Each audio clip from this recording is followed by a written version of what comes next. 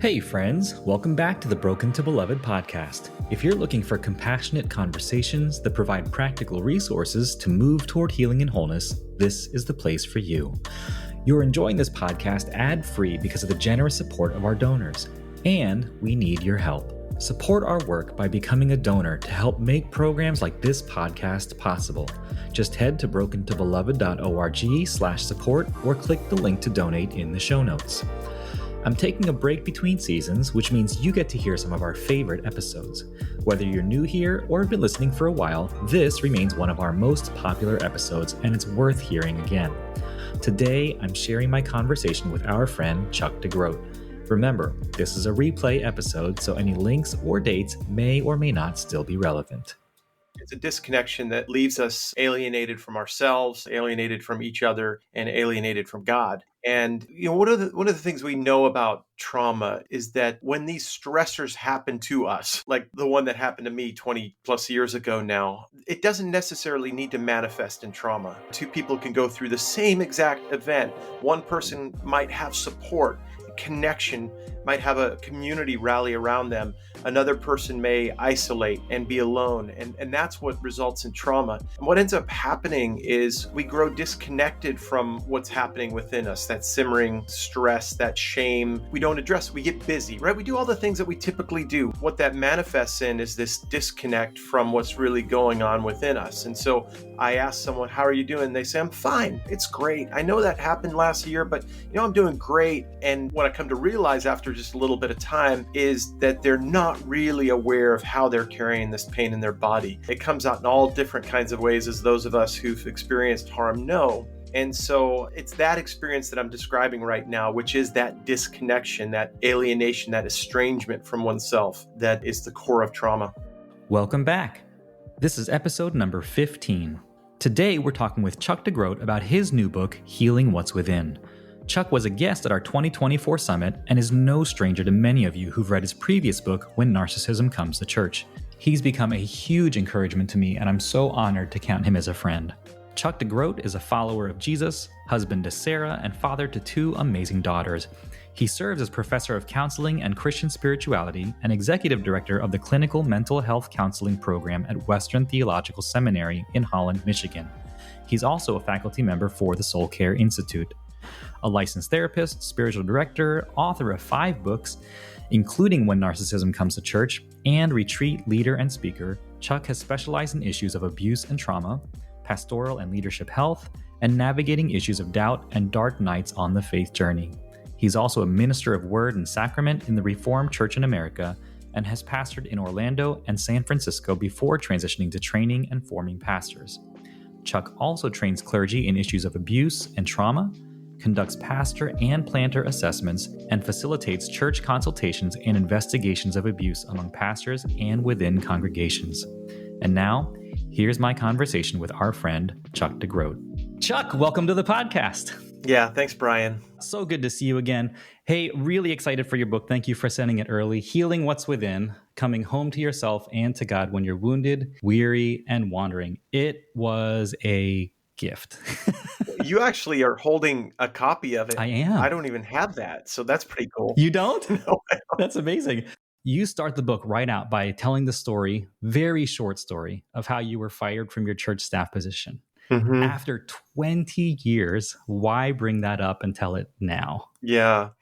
Well, I wasn't, when I wrote the Narcissism book, I didn't want to make that about my own story because it happened so long ago, and there's been, there's been a lot of repair relationally.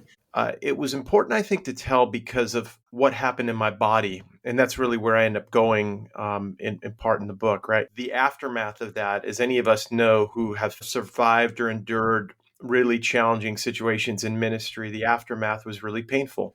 And I stewed in my anger. I thought of ways to get some sense of justice. It really hurt that there weren't as many allies and advocates for me during that season. I felt very alone. Of course, back then, I suppose I could have gone on MySpace or something like that, maybe an AOL chat room or something, but there was no place to go to say I'm hurting.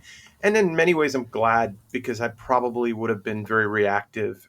And so I carried a lot of that in my body, and really, even as a therapist doing my own work, there was a lot that I carried within me that I did not deal with, that ended up coming out in chronic pain, illness, heartburn, stomach pain, that landed me in a hospital years later. So, but it was important, I think, just to open with a brief story of how these things happen to us that we can't control, but with a pivot toward how we take a look at the pain within us and how we carry it.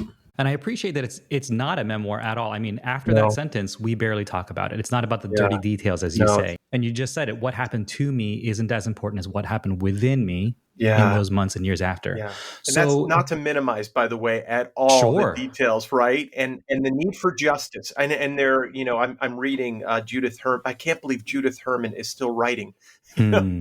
But I'm reading Judith Herman's Truth and Repair right now, where she talks about how survivors get justice. It's really important. But that's not what this book is about. To start us off, people will hear it's like, oh my goodness, that was 20 years ago, and he's just writing or healing or mending from Yeah, it. right. So give us some early hope for those of us. And I think I appreciate that it's not the memoir, it's not the details, because it makes it more relatable. It Yeah. makes it more universal. Like, whatever pain you've experienced, whatever Yeah. you've been through, this is not to minimize it, but to give you No. really practical tools to find a pathway forward, right? We're Yeah. always saying moving toward healing and wholeness.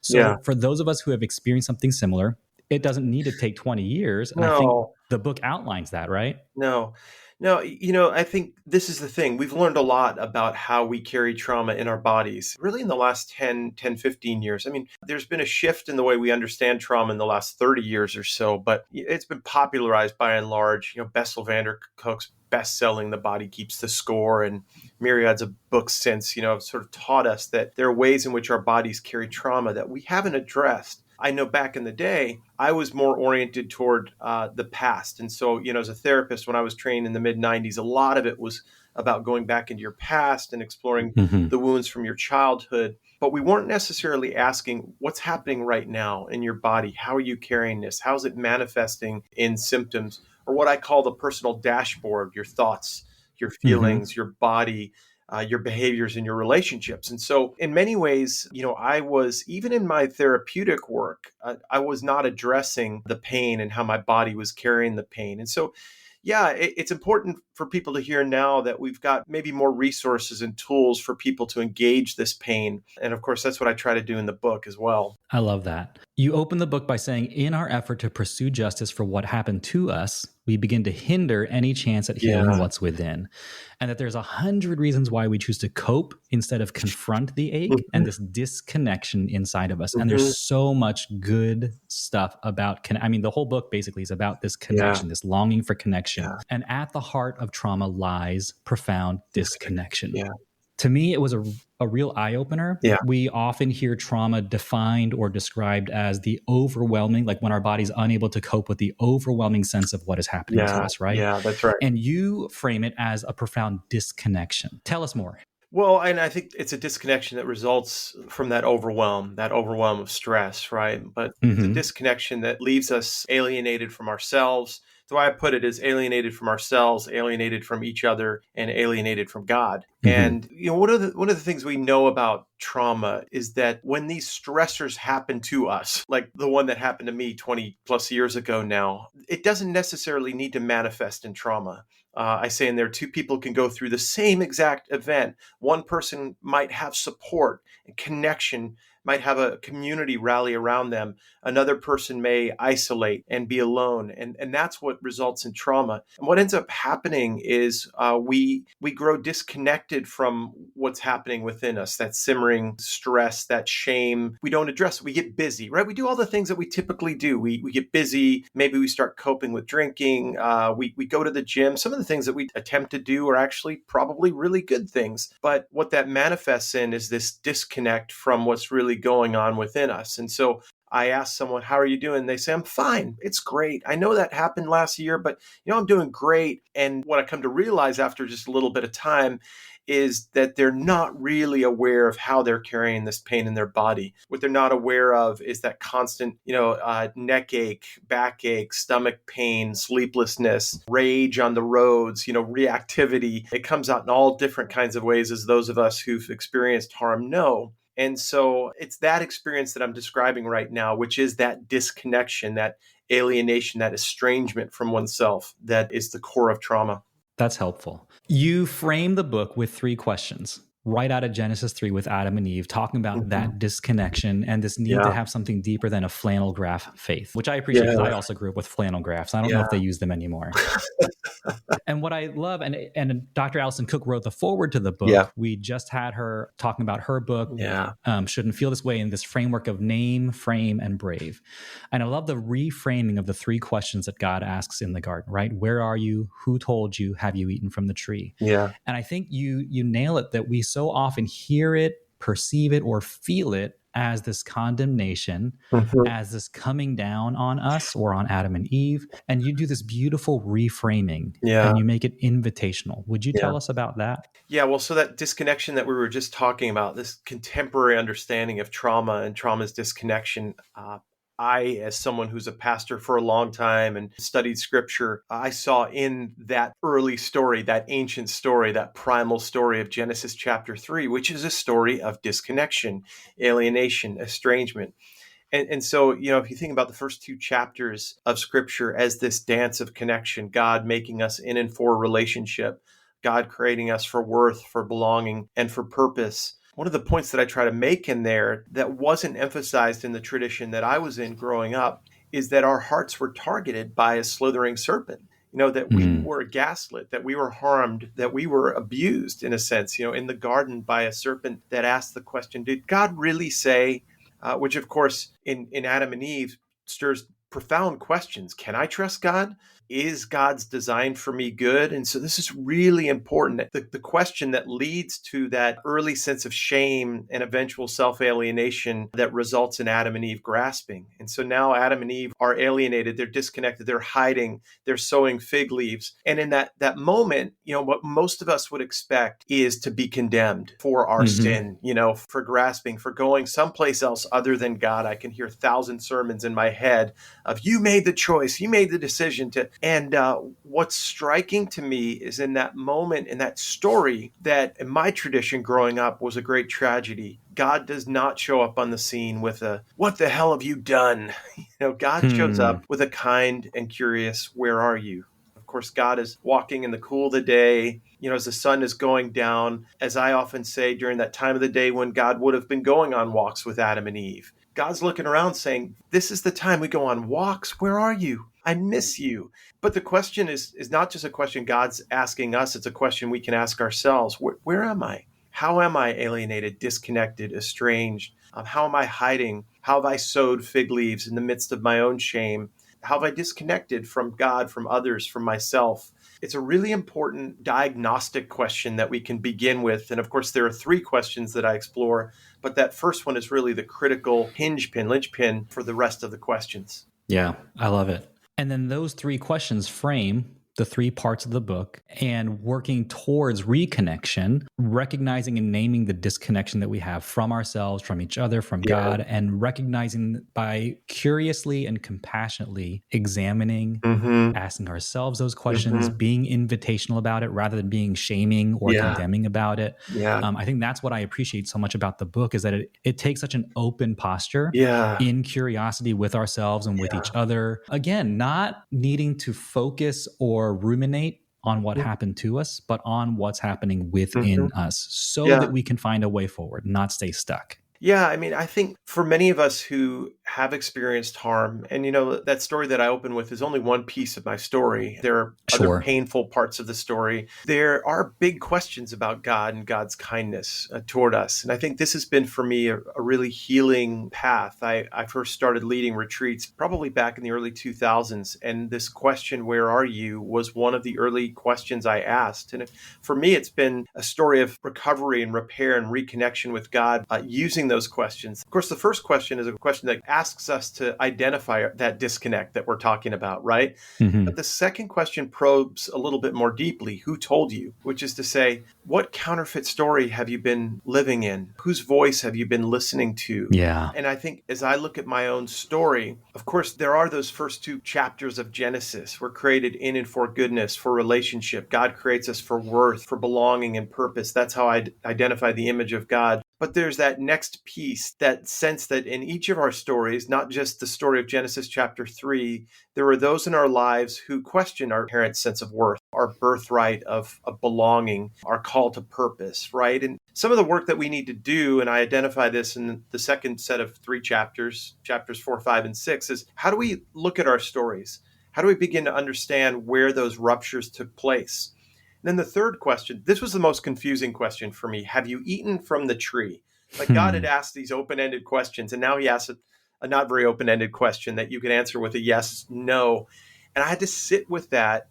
And it was over a decade ago that I was leading a retreat, and it dawned on me what God is really asking is, where have you taken your hunger and thirst? Which is to say, how are you coping? Which I think is really compassionate. I think so often over the years as I've coped, I've been critical of myself. There's always a voice that kind of stands behind me, and it's a voice of shame. It's a voice of criticism. Why have you done that? I can't believe you'd make that choice. But I think here again, curiosity and compassion.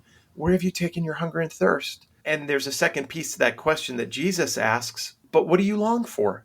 What do you most deeply long for that invites us into the depth of our desires? So even as we explore our lives and the ways in which we've coped and adapted and survived amidst our wounds, God is already redirecting us home, redirecting us to the depth of our desires. And I love that it's invitational, but it also fosters and encourages agency, which I think for so many of us who share this kind of story, that agency was stripped from us. That's right. Or that we felt like we were given no choice.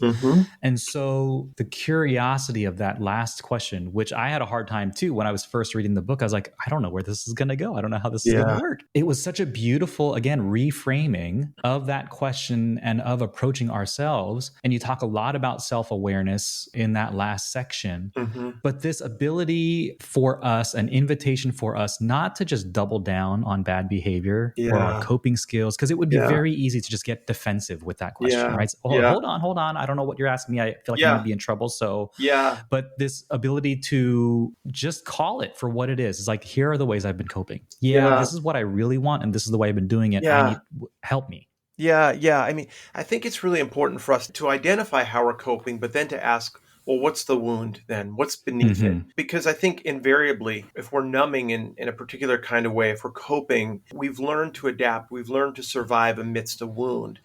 And well, it's important for us to identify the ways in which we cope. Where have you taken your hunger and thirst? What I'm asking folks to do is to look a little bit deeper and to ask, how have I been hurt? What's the wound? And what's the hunger and thirst drawing us to? Like what's it pointing to? I talk about looking for signposts. In other words, as I look at the different ways that I'm coping, as I look at some of the behaviors that I've engaged in that I might see as problematic, what are they pointing to? What am I most hungry for? And when you get down beneath the surface, what you recognize is that we're all really hungry and thirsty for the same things. What we want is security, belonging, connection, a sense of worth, a sense of enoughness. But we settle for these various things that we do to numb and disconnect. Since connection is such a big theme, let's kind of drill down a little bit on that one. I'm thinking about people who have felt isolated, who were literally excommunicated from their churches, who may be single, who may have moved away from their families or communities, and don't have that support system in place. Where do we start to find points of connection for ourselves when we feel so alone or isolated? Well, so this is, what you're pointing to is one of the tragedies of abuse and harm, right? Is that we end up feeling alone, alienated, oftentimes powerless in the midst of that. And think of the people that I've worked with over the years who've been ostracized, practically excommunicated from communities. They lose friends. They lose a deep sense of connection. And oftentimes, at least in my work, and I think in the work that pastors and spiritual directors and therapists do, there's of course an invitation and a desire for people to connect healthfully, to others in their lives, friends, people who care, relationships that are safe. But I think that there's another piece that has become important to me. I've long been a deep drinker of the contemplative tradition of the Christian faith. And this Yeah. idea that, as Augustine said, Augustine of all people, Augustine who really focused on some of the more tragic parts of the story, but even Augustine said, God, you are more near to me than I am to myself. And this idea in the midst of self-alienation, in the midst of the sense of estrangement, that there is a sense of God's presence, a sense of God's spirit at the depths of who we are. And I think one of the points that I sort of pivot toward in my work is inviting people to access that sense of presence. And if they can't access a sense of God's presence, even a sense of their own presence to the pain, one of the resources that we don't realize that we have is our adult selves. That so often when we're hurting, we're living out of younger parts of ourselves that are wounded and reacting. But we have access. We can find access to our adult selves and bring some compassion to these younger selves within. When I was beginning to do my work in earnest, I remember beginning to pay attention within with this kind and curious question, where are you? And, there were parts of me that were mad, that my fists were clenched and I wanted justice. I wanted to hurt someone. There are parts of me that, crawled under a table and were just desperately scared. There were parts of me that were ashamed. And part of the work that we get to do is to bring a sense of presence to these different parts of us. And what people who I work with realize is that wherever you are, whatever is going on, you can bring a sense of adult presence, a sense of your own presence, even to the parts of you, to the emotions, to the bodily sensations, to those young, scared, desperate, ashamed parts of you that are flailing. And you can experience a sense of calm within. Now, that's not something that you can snap your finger and magically have happen, right? You may need some help Sure. and resourcing from a therapist or a spiritual director, someone who understands this process. But we have access to our true selves, our adult selves, and we can find our way to compassion and curiosity, even to the parts of us that have been wounded. That's really helpful. Thank you. Can we talk about befriending suffering? Yeah. Yeah. You write, Yeah. you talk about blessed are those who mourn, for they will be comforted, right? From the Yeah. Beatitudes, Matthew 5. And then you write, to mourn is to bring your suffering into the light before God and others. To Mhm. mourn is to refuse to suffer alone anymore. To mourn is to live in truth, to acknowledge that you're hurting, to seek truth rather than self-soothing. And I love that it's not bypassing. No. It's just like you're saying, being present to yourself and Yeah. where you are and naming those things. Yeah. What can it look like to mourn? What do we Yeah. do there? Well, I think it's what we were just getting at. It's about. I think sometimes when we've been hurt, we're sort of flooded with, blended with our sadness, and all we have is a sense of sadness. And part of this is again to bring a sense of presence to the sad parts of us, to recognize that we're carrying sadness, the emotion of sadness within us. It's a part of us that needs tending. I really like it. And I get into this at one point in the book. I really like the work of Padre Tuama and his wonderful book, In the Shelter, where he invites the reader to greet different emotions, experience parts of themselves with a kind hello, which, as he says in the Aramaic, is peace be with you. And it's sort of a kind hello, sadness. And I will do this at various parts of the day. Hello, sadness. Hello, shame. Hello, anger. I'll read a tweet. I'll see something going on out there on social media and, another injustice, more harm. And I'll notice something welling up in me. Instead of becoming blended with that anger, I'll sort of greet it as a presence within me. Hello, anger. Oh, yeah, we're feeling that right now, aren't we? And then I ask myself the question, what's it like for me to speak on behalf of my sadness or my anger rather than becoming my anger? So the reactivity, the fight or flight that we live out of, the reactivity is us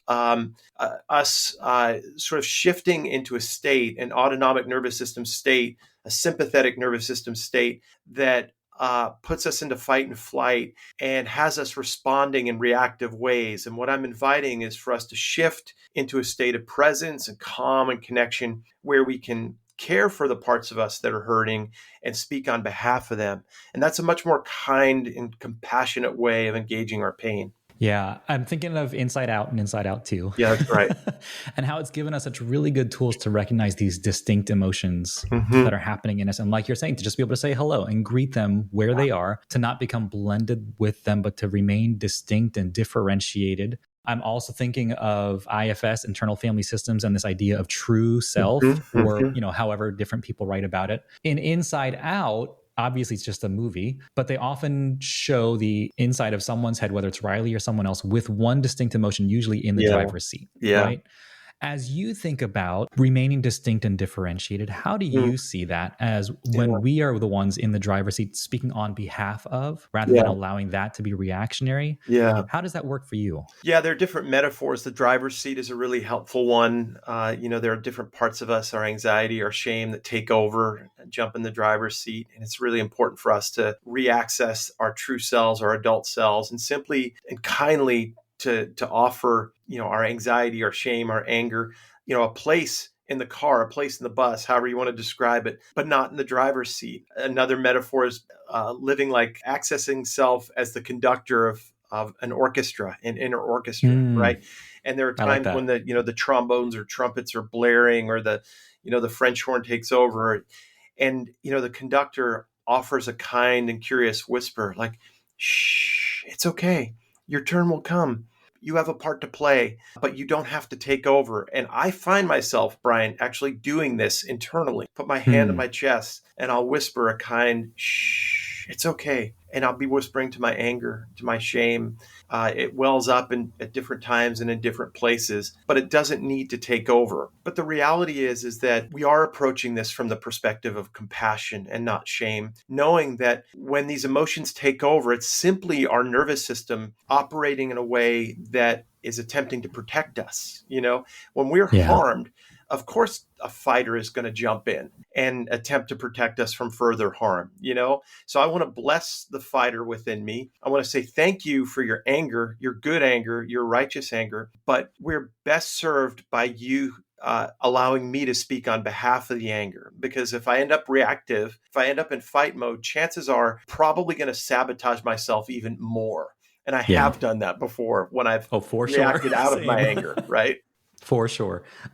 Let's jump there because I think this was so fascinating to me. And then you introduced two new terms to me, talking about the sympathetic nervous system. Yeah, You described them as a sympathetic storm and a dorsal fog, that's which right. I thought was really Yeah. helpful. So in the sympathetic storm, we're in hyper arousal, we're Hmm. activated. Yeah. In dorsal fog is hypo Yeah. arousal, so we're feeling immobilized, Yeah. disengaged, we're self soothing. And normally, I think most people are familiar with fight, flight, and freeze. Yeah. Fawn is a fairly new term for me, like in the last couple of years, and Yeah. learning what that means to be like overly appeasing and compliant. Yeah. But then you introduced two new terms Yeah. for me, with find and fold. Yeah. So in the sympathetic storm, you categorize those as fight, flight, fawn, Yeah. and find. Yeah. And then in the dorsal fog, you say freeze and fold. Could Yeah. you tell us a little more about those? Because that was so incredibly helpful for me to hear. Yeah. Well, the shorthand for me is home, storm, and fog. And we're talking about Mm-hmm. autonomic nervous system states now. Home is that centered state. It's your ventral vagal system. We could go into the details of that, but it's really not Yeah. important. It's your spiritual and physiological home. And I bet each of your listeners knows some sort of experience of home. When you Yeah. feel grounded, when you feel present and connected and settled. Sympathetic storm is that more activated state. Now our body has gone into a kind of active survival mode, right? This is the gas pedal of our nervous system, and it's our good nervous system's desire to protect us in the midst of potential danger. And that's where I talk about four different responses: fight, flight, fawn, and find. Fight and flight, pretty familiar to most people, right? Mm-hmm. Fawn being more of an appeasing, people-pleasing kind of response that it probably a contemporary evolution of our ways of staying safe in the midst of danger. And then find is more of a desperate clinging or grasping to someone else. Please, Brian, save me. I need to be in relationship with you to be okay. That's fine. But then dorsal is where our nervous system goes when it feels completely overwhelmed. Like, I just Yeah. don't know that there's anything else that I can do. And I've known this in my body. I suspect you've known some version of this. For Sometimes, sure. by the way, in both of these states, we stay there for a long period of time. Sometimes they're just short ways that we're resourced for a particular period of time. We shut down and we survive for a really hard season. Maybe it's a week or two. But dorsal is a state of oftentimes of either freeze or shutdown, freeze or fold. Freeze being that, deer in headlights kind of response that we're all familiar with, where we just kind of feel stuck. Like, I don't know what to do. I can't tell you how many people I've worked with who are like, I just don't know what to do anymore. Part of me wants to fight, and part of me just wants to give up. And so there's a Yeah. both end component to freeze. And then fold is like, I'm just done. I can't do it anymore. I'm stuck. I'll never get the justice that I want. I'm doomed to depression and disappointment. And many of us have known some version of that. And it's really important for us to identify where we are in these states and to identify the particular responses that we engage in these states. And so what you're doing is now you're going underneath the hood. More often than not, we deal with symptoms. We manage anxiety. We talk about, I've got this shooting pain. My stomach's hurting. I'm feeling sad all the time. I'm really judgy in my thoughts. That's sort of above the waterline dashboard kind of work that we do. But now what you're inviting us to do is to kind of go beneath the waterline and say, so what's happening in our autonomic nervous system? What state are we in? And how is our body attempting to survive? What I realized is that I was dancing between sympathetic and dorsal, between storm and fog for a number of years. I was fired in 2003. I landed in the hospital like 2011, 2012. And so, for a number of years, my body was just simply surviving. That's a long time for your body to be in a kind of mode that is exhausting. Oh, yeah.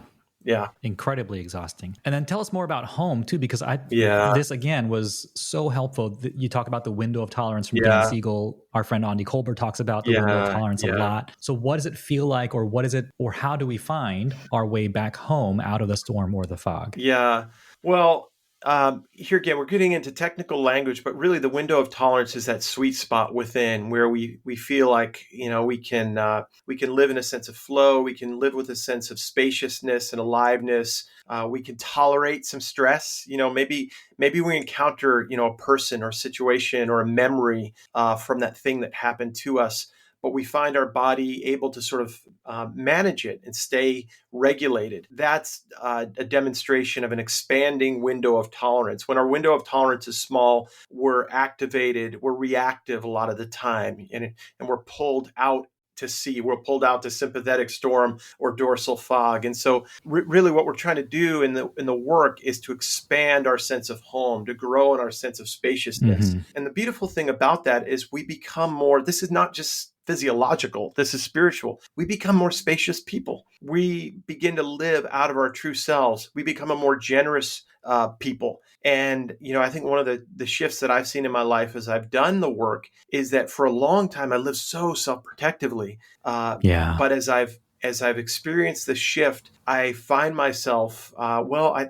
think maybe beginning to live in ways that Jesus calls us to live. I hope a little bit, Now I say that, and then I'm back in sympathetic storm because something happens and it's like, oh, there I am again in self-protection. But the hope is that we live in a more grounded, calm, centered place more regularly.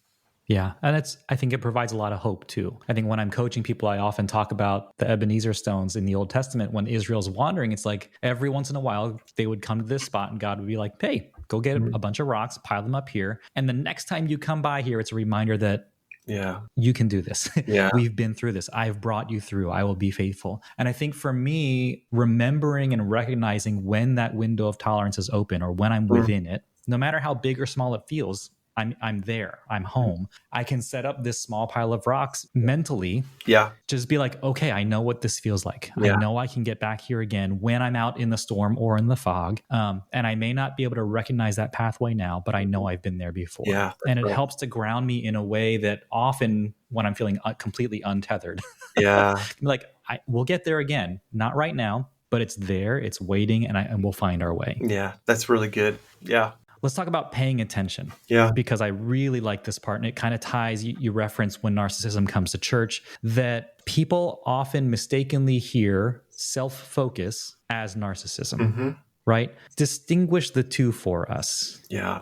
Yeah, I mean, I think that's one of the things that I heard a lot after publishing the Narcissism book, and I've heard it over the years. This mistaken sense because I've been a pastor and a therapist for a long, long time, inviting people to what I think is an ancient tradition of self-examination. This goes Right. way back in the Christian tradition and into Scripture. But what you often have people say is, well, doesn't self-examination, doesn't self-inquiry, doesn't self-awareness just lead to narcissism, to self-focus? And Hmm. what I often say is that what narcissism is a radical disconnection or alienation from oneself. It's not self-focus at all. To be self-focused is to be exactly what we were talking about a few minutes ago, living from the depth of your own heart, from a place of generosity, manifesting in the fruits of the Spirit: love, joy, peace, gentleness, faithfulness, self, et cetera, right? But when you're living from a narcissistic place, you're actually living out of a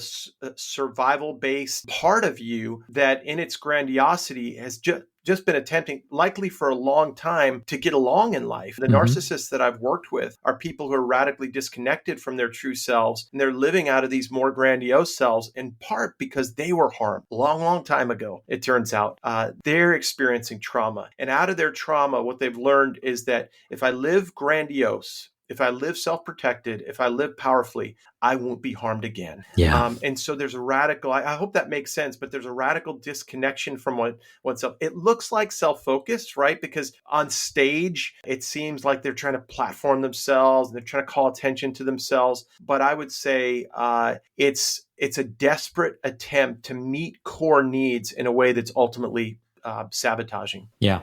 Yeah. And I think it's true whether it shows up as grandiose or covert, right? That Right. there are people who engender sympathy Hmm. or empathy because they come across as humble, because they Yeah. come across as, there's this, you want to help them, or Yeah. they seem helpful to you. Yeah. But really it's this bid at self. It's this bid to, hey, come prop me up Yeah. because I need this. And I think in my work, and that was one of the things, you may remember this. I think probably one of the most controversial things with the Narcissism book is that people were like, well, you seem to have compassion for these people, you know Right. We and talked about this at the summit too. Yeah. yeah, and I just don't. By the way, I don't think compassion is controversial, but I mean, I think when you work with folks like this, what you see is the underbelly. You see the shame. You see Yeah. that there's this compensation, right? This grandiose compensation, right? Or this more covert style of compensation in narcissism. But underneath this ashamed little girl, this ashamed little boy, wounded, traumatized, in need of real care. And if they'll allow me, and if they'll allow God, they might find their way to real care. But many end up doubling down in ways that sabotage even more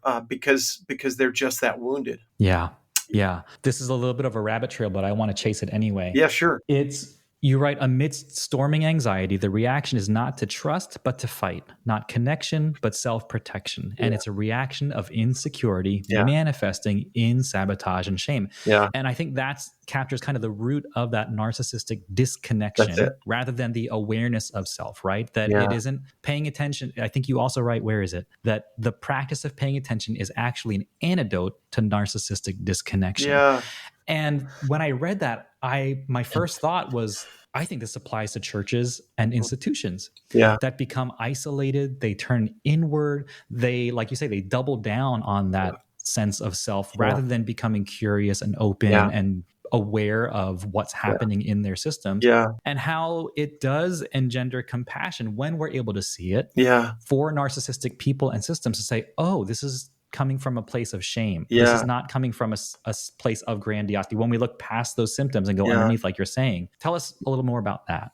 Yeah, I mean, I think ultimately, when I work with people, there's a sense that, I mean, you've had this experience too, I'm sure. When let me put it this way: when you meet someone who is deeply connected to himself or herself, who knows himself or herself, who's done the work, who's living from that ventral home, Mm-hmm. living from a spacious window of tolerance, they're not grasping for attention at all. They're not living out of a fear or shame based kind of survival place, right? They're not trying to manipulate you to care for them. There's a a simple and quiet generosity, and that I'm drawn to. I think of particular people in my life who exude spaciousness. They know themselves well, but they don't need a platform and they don't need to demand attention. They simply live with a quiet generosity. And I think that that's what I'm hopeful for. That's when people do the work of paying attention, when they do the work of what's classically known as self-examination, we become more generous and spacious people. We become more compassionate and curious people. We become more like Jesus ultimately. Yeah. Yeah. I love it. There's just so much hope and openness. And like I keep saying, that sense of curiosity that allows us to make room for ourselves, to make room for other people without judging, without condemning, without shaming, without saying you're just a terrible person. Yeah. And I think it's so easy to go there when we've been harmed, when we've been hurt, when we've been wounded. That any of those, nervous system responses, whether we want to fight, whether we want to tuck tail and run, whether we just want to drop and curl up in a ball, when we can allow ourselves that process of feeling that feeling and embodying that response, and then to be able to shake it off and say, okay, what's next? Rather than staying here, what's next? And I love that idea. I think there are often, and you've seen this, I'm sure, two postures when people harm.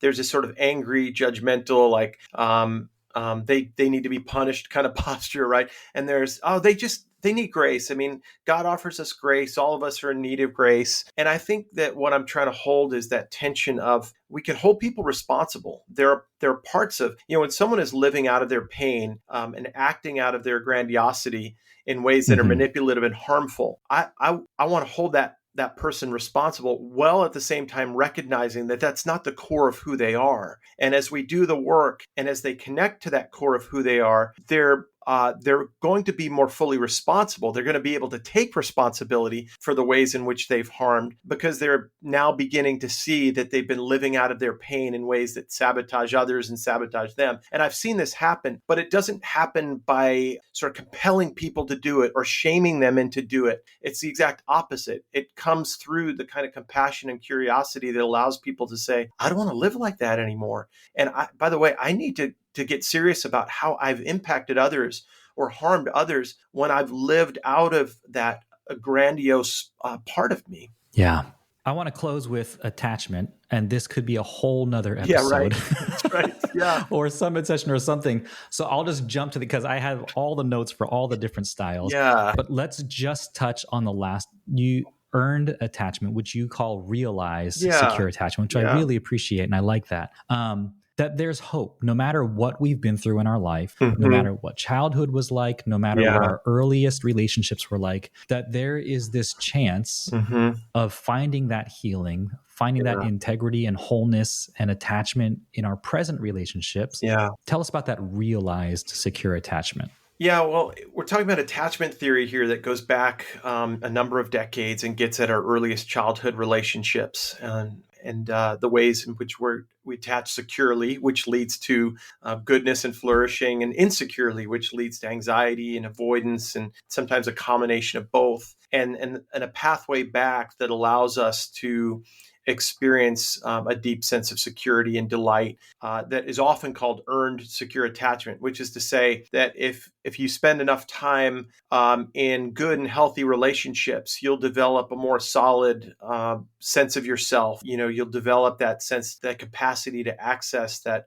calm center that we've been talking about. Well, the reason I shifted the language a little bit is because I believe that's our birthright. I believe that that's what God created us for. And now I'm speaking as a Christian. I'm shifting from sort of a attachment theory view to my own understanding that God created us as image bearers for worth, for belonging, for purpose, and that's not something we earn back. That's ours. Even John Calvin, who gets a bad rap for seeing us as so broken, even John Calvin said, look not at the sin within them, but the image beneath it, And so, there's that sense of, as I sit with someone who has done profound harm, I see both the harm and the image bearer created for worth, belonging, and purpose. And what I want him to realize, what I want her to realize is that that's her deepest sense of self, deepest sense of being, deepest inheritance. I've been doing this work for a long time, and I've got lots of stories to tell. Like, there is a lot of hope. And I realize that, you and I hear a lot of stories of harm and pain, and it seems like it could seem really bleak at times. But I've worked mostly with men in this arena, but the men who sort of turned the corner and who've shifted to a place of humility and curiosity themselves, and who've shown up over time as humble because they've put in the work. It's really pretty extraordinary, and it's possible. So there's a lot of reason to hope. Yeah. And I even love that idea, because I think there are so many, you mentioned this expression of anger and this desire for justice.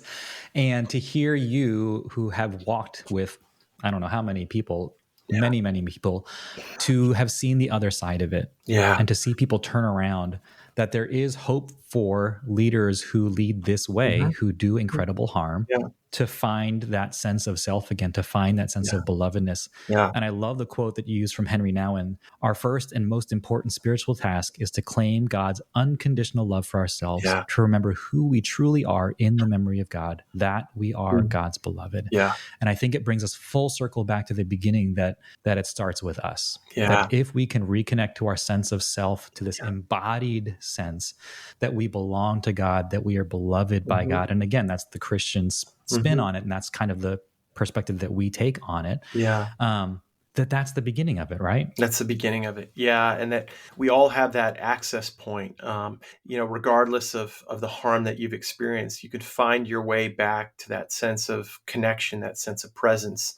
And even, I just want to say to a listener who's saying, God doesn't fit into the equation for me right now. I think you can find your way to a sense of connection and presence, because this, I think in my way of understanding of things, God created us, God created our physiology so that we can experience a deep sense of calm, presence, connection, belonging, worth. And so it's okay. I work with a lot of people who can't name that as God or God's presence, but there is this palpable sense of, I don't know what it is, but I feel okay. I feel held. I feel loved. I feel like I belong. And it's like, yep, that's it. And that's what I hope for me. That's in a sense, that's the cure, that return to connection, that return to ourselves, to use Augustine's words again, which allows us to show up in the world as people who are profoundly present, who belong, and who can convey that sense of presence and belonging in all of their relationships. Yeah, I appreciate that. And I love that reframing of not earned attachment, but realized, that it's a remembering and a reclaiming of our belovedness. What's already ours. It's what's already ours, and it's what we are all about for sure. Yeah. Chuck, thank you so much for all of this. Everyone needs this is just a teaser of what's in the book. We covered so much, but there is so much more that's in there. Yeah. Where can people find or connect with you? Yeah, so www.chuckdegroat.net is my website. I'm on most of the socials at Chuck DeGroat. I have not and will not venture into TikTok. Just getting too old, Brian. But I try to be as active and as present as I can in that fraught social media space. Yeah. Great. Everyone go pre-order a copy of Healing What's Within anywhere books are sold. We'll have all the links for everyone in the show notes. Chuck, thank you again. You are a gift. This book was a gift. So appreciate you. Yeah, I appreciate you. Thank you, my friend. I still love that episode and that conversation. You can find all the links we referenced in the show notes. Subscribe or follow the show to get new episodes automatically. If you enjoyed this episode, please leave us a rating and review or share with your friends.